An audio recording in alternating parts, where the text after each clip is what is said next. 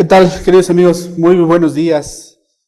Para mí es un gusto, un placer estar nuevamente aquí en las instalaciones de Sinergia Inteligente y hoy particularmente pues hablaremos de este tema que ha cobrado gran relevancia a partir de 2014. No quiere decir que antes no tuviera importancia, sin embargo, también esta coyuntura de la contabilidad electrónica, buzón tributario, revisiones electrónicas, evidentemente la modificación al artículo 28 del Código Fiscal de la Federación, pues junto con otras disposiciones como el fatídico artículo 69 y a raíz de ello el concepto que ha surgido de materialidad de las operaciones, pues hacen que se vuelva trascendente el tema que hoy vamos a tratar. Bien, pues dicho esto, vamos a entrar entonces al tema que vamos a abordar el día de hoy, que hemos intitulado Repercusiones legales y fiscales de los contratos. Y los contratos, como lo mencioné, pues siempre han tenido relevancia porque evidentemente siempre han existido en la legislación, ya sea mercantil o civil. En materia fiscal, pues derivado de las operaciones que lleva a cabo alguna empresa o en el carácter de persona física en su actividad económica, pues siempre era necesario tenerlos, contar con los documentos, porque esto es evidentemente una cuestión que diera origen a una controversia, pues es importante tener los contratos por escrito. No todos los contratos deben cumplir con esa formalidad, como lo vamos a ver en un rato más durante esta plática, pero en México se da una cuestión muy curiosa. Somos muy dados a omitir ciertas formalidades y en tratándose de contratos, pues no es la excepción. Muchas veces celebramos operaciones de buena fe y no nos preocupamos por darle la forma que requiere la ley. Y bueno, eso tendría sus consecuencias en materia civil o mercantil o laboral, según sea el caso. Sin embargo, esta parte ya ha trascendido por las razones que expuse hace unos momentos y particularmente en cuestiones de materialidad de las operaciones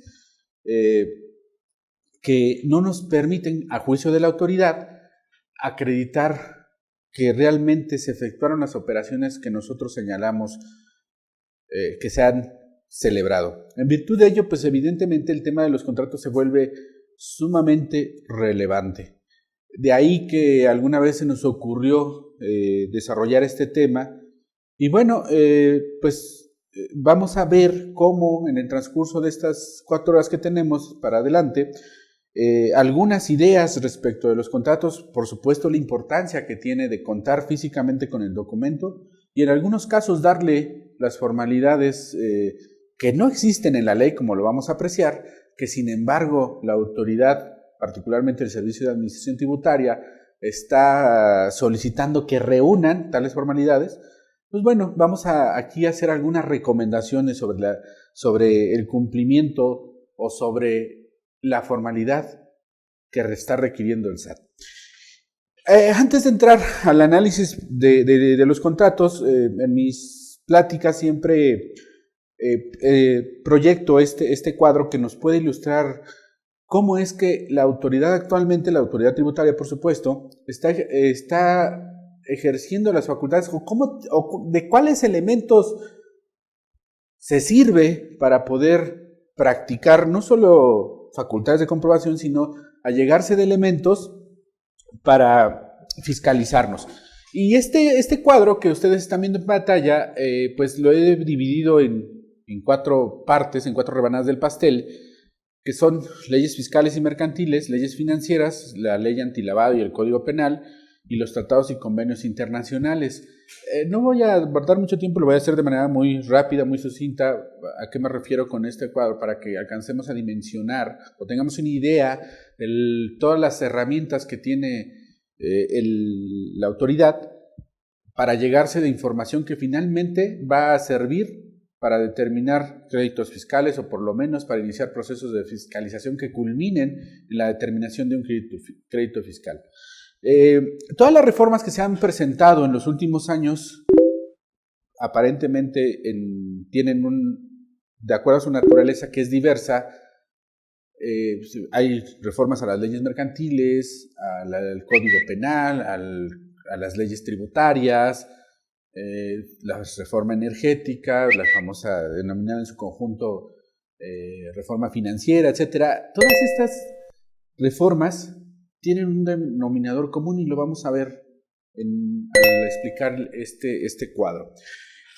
Las leyes fiscales y mercantiles, evidentemente, particularmente las leyes fiscales, son dotan de herramientas a la autoridad y esto ejerce sus facultades de comprobación contempladas en el Código Fiscal de la Federación y como sabemos, la última modificación, la adición fue en 2014 respecto de las revisiones electrónicas, que eso pues a 3 años, casi 4 ya de entrada en vigor, pues ha dado grandes resultados para la autoridad. El uso de tarjetas de crédito es otro tema en el que hay que tener especial cuidado. En el caso de las personas físicas, pues, como bien sabemos, puede dar origen a un tema de discrepancia fiscal. De ahí que recomendamos que su uso se maneje, se racione de manera adecuada, evitar incluso prestar las tarjetas y decir, oye, hazme una compra, tú que tienes tarjeta de crédito, porque eso da origen o puede dar origen a este tema de discrepancia. En el caso de las empresas, los empresarios se acostumbraron por mucho tiempo a utilizar particularmente sus tarjetas para gastos de la empresa y pues evidentemente esto puede traer como consecuencia lo que ya he comentado de la discrepancia, entonces se recomienda ahí, en la medida de lo posible, porque sabemos que no todas las empresas pueden hacerlo, la utilización de tarjetas empresariales, ¿no? Alguien me cuestionaba el otro día, oye, pero las tarjetas empresariales no podemos hacer gastos personales. Bueno, pues sí, pero bueno, hay soluciones. No podemos dar solución a todo, digo, hay que educarnos también en cuanto al manejo de este tipo de herramientas y bueno, esa es la recomendación que nosotros hacemos. Los depósitos en efectivo es otra herramienta que si bien es cierto, los que nos están viendo y escuchando sabrán que ya no existe, se abrogó la ley de impuesto a los depósitos en efectivo, sin embargo se fue, pero su espíritu permaneció. Recordemos que en el artículo 55 de la ley del impuesto sobre la renta permanece la obligación de las instituciones financieras de informar de todos aquellos depósitos en efectivos que superen la cantidad de 15,000 pesos mensuales. Y ya no hay retención, efectivamente, sin embargo, el fin extrafiscal de esa disposición que en su momento fue la ley de los depósitos a depósitos en efectivo, pues permanece porque se da la información por parte de las entidades financieras al SAT y pues nos sigue enviando esas famosas cartas de invitación. Los delitos fiscales, por supuesto, esto junto con el Código Penal, es otra manera pues, de coerción hacia los contribuyentes. Identificación de los socios, aquí hay una cuestión que ha sido poco observada porque el artículo 27 del Código Fiscal de la Federación establece la obligación de identificar plenamente a los socios, tan es así que cuando vamos a dar de alta a una persona moral nos pide el Registro Federal de Contribuyentes de los socios. No, digo, ya imagínense en el tema de sociedades por acciones simplificadas, que prácticamente es una invasión porque conocen toda la información del socio o los socios según se constituya la sociedad con uno o más de ellos. Recuerden que ahí incluso funge como domicilio fiscal. Te lo identifica la plataforma, el domicilio fiscal de los socios, te da la posibilidad de que lo designes, el que aparece en la plataforma, o bien que señales algún otro domicilio. Pero a ese nivel de detalle es el que es la información con que cuenta el Servicio de Administración Tributaria. No obstante que esa obligación del artículo 27 de identificación es para los nacionales, porque hace poco nos hacían una consulta en este sentido, también señala para las empresas con socios extranjeros la obligación de presentar una declaración anual informativa respecto de los socios, en donde nos pide su número de identificación fiscal o el equivalente al RFC de los países de origen y el domicilio de los socios. Entonces esa es una forma que está controlando los socios. ¿Qué ha pasado en los últimos años? Que la autoridad, en algunos casos que hemos tenido conocimiento, no solo ejerce facultades de comprobación contra las empresas, sino también de forma paralela la está ejerciendo contra los socios. Entonces, es tal el cúmulo de información que pues evidentemente se le facilita ahora con estas herramientas tecnológicas el tener acceso a esta información. En cuanto a las leyes financieras, no voy a hablar mucho, solamente un aspecto muy importante. Evidentemente se refuerzan a partir de la reforma financiera algunas cuestiones, particularmente dos. El tema de informar operaciones inusuales por parte de las instituciones financieras a la Secretaría de Hacienda y Crédito Público, que ya estaba, sin embargo se refuerza, y un tema que me parece a mí muy delicado y que considero que todos debemos de saber. En esta reforma financiera se da un cambio, una modificación que consiste en una figura que es muy parecida a lo que existe en Estados Unidos, que se llama radicación de personas. De tal forma que, ¿qué pasa? Y digo, ¿qué pasa hasta hoy en la actualidad cuando uno tiene deudas, ya sea de carácter civil o mercantil, o concretamente con bancos, por cuestiones de tarjeta de crédito, algún crédito hipotecario, etcétera? ¿Qué pasa? Realmente para el banco es muy complicado dedicarse o tratar de recuperar sus cuentas por cobrar por medio de litigios, le sale carísimo. Entonces evalúan si les es conveniente o no establecer litigios en contra de todos sus deudores, y evidentemente pues no lo es. De ahí que se contrata despachos de cobranza.